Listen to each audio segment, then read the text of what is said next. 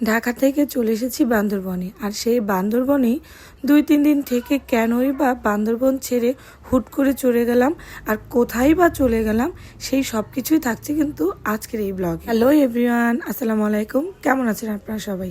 আশা করছি সবাই অনেক ভালো আছেন। আলহামদুলিল্লাহ, আপনাদের দোয়ায় আমরা অনেক ভালো আছি। আর ভালো আছি বলেই কিন্তু বান্দরবন থেকে হঠাৎই গাড়ি করে চলে এসেছি কক্সবাজারের উদ্দেশ্যে। ঘড়িতে তখন বাজে রাতের 1:30। ইব্রাহিম আর ভাইয়া মিলে প্ল্যান করলো যে বান্দরবনেতে 2-3 দিন আমরা অনেক ঘুরলাম ফিরলাম, দেখলাম যেহেতু বাচ্চাদের স্কুল বন্ধ, তাহলে কেননা কক্সবাজার থেকেও ঘোরা যায়। আমাদের তো কোনো প্রকারই প্ল্যান ছিল না কক্সবাজার আসার।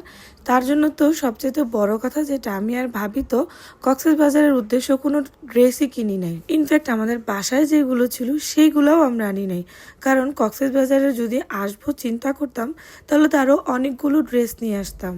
কারণ আমাদের বাংলাদেশের বীজটা এত সুন্দর, আর সেখানে যদি সুন্দর সুন্দর ড্রেস পরে আমরা সুন্দর সুন্দর ছবি না তুলি তাহলে কি হয় বলুন। এর জন্যই তো প্রথম যখন ভাইয়ার ইব্রাহিম বলল যে চলো আমরা এখান থেকে কক্সবাজার চলে যাই, আমি আর ভাবি বললাম যে না, আমরা তো কক্সবাজার যাওয়ার জন্য কোনো ড্রেসই আনি নাই। আর এটা শুনে তো ভাইয়া প্রচুর হাসলো, বললো কক্সবাজার যাওয়ার জন্য কি আলাদা তোমাদের ড্রেস লাগবে?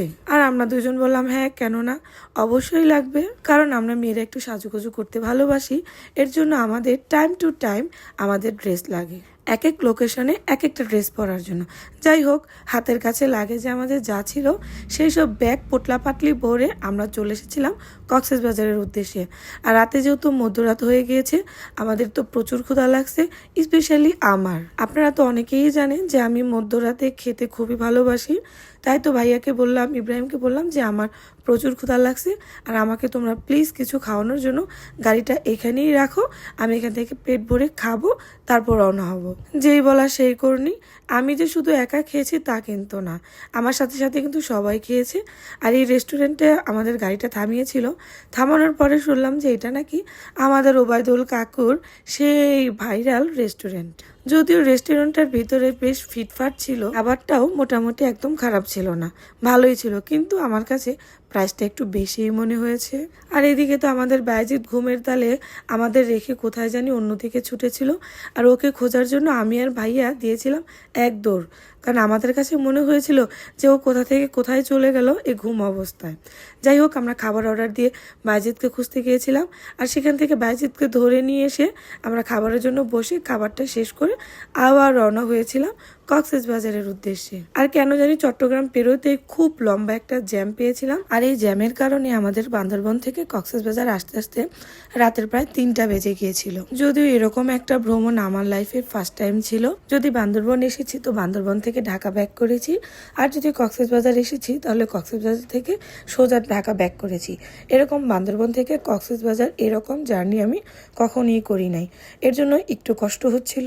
আর যেহেতু সারাদিন আমরা বান্দরবনের আঁকাবাঁকা পাহাড়ের সে পথ দিয়ে সারাদিন ঘুরেছি, আর হঠাৎ করে রাতের বেলা আবার বান্দরবন থেকে কক্সবাজারের উদ্দেশ্যে চলে এসেছি, সেহেতু আমাদের জার্নিটা একটু বেশি হয়ে গেছিলো, এর জন্য আমাদের একটু কষ্ট হচ্ছিল। আর এমনিতেও আবহাওয়াটা প্রচুর তীব্র গরম ছিল, গরমে তো আমরা পুরাই অস্থির হয়ে গেছিলাম। গাড়ির ভেতরের এসিটাও যেন কাজ করছিল না, এতটাই গরম লাগছিল। যাই হোক, ট্যুর গেলে তো একটু কষ্ট হবেই, সফর মানেতে হচ্ছে কষ্ট, আর একটু আনন্দ পাওয়ার জন্য একটু ত্যাগ স্বীকার তো করতেই হবে, কি বলুন। যাই হোক, এখানে তো আমরা পেট ভরে খেয়ে দিয়ে আবার রওনা হয়ে গিয়েছিলাম কক্সবাজারের উদ্দেশ্যে।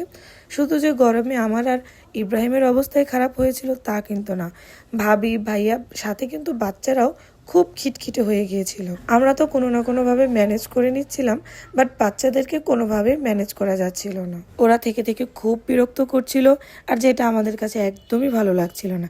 যাই হোক, অবশেষে তো আমরা কক্সবাজারে চলে এসেছি। আমি তো কক্সবাজারে রাতের বেলা বিচে ঘুরতে খুবই ভালোবাসি, এর জন্য আস্তে আস্তে 3টা বেজে গেছি। এই সময়ই আমরা আমাদের পোটলা পাটলি রেখেই কিন্তু 3টা বাজে আমরা বিচের পার চলে গেছি।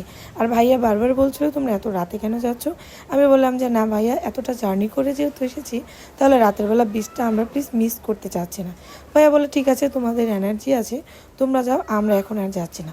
তো যাই হোক গাইস, এই ছিল আমাদের বান্দরবন থেকে কক্সবাজার আসার যাত্রা। তো এই পর্যন্তই ছিল। আশা করছি আমার এই ভিডিওটা আপনাদের কাছে ভালো লেগেছে। যদি ভালো লেগে থাকে অবশ্যই কিন্তু লাইক কমেন্ট শেয়ার করতে ভুলবেন না। আর পরের দিন আমরা কক্সবাজারে কোথায় কোথায় ঘুরলাম, কি কী করলাম সব কিছুই কিন্তু আপনাদের সাথে শেয়ার করবো। তো আজকে এখানেই বিদায় নিচ্ছি। সবাই ভালো থাকবেন, সুস্থ থাকবেন।